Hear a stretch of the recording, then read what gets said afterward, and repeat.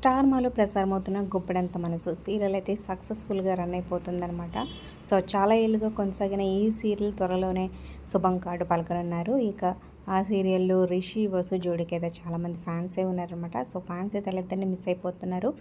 So ఇక shooting memories ఈ video చూడొచ్చు అనమాట. బ్యూటిఫుల్గా రిషి వసు షూటింగ్లో సరదాగా ఎంజాయ్ చేసింది.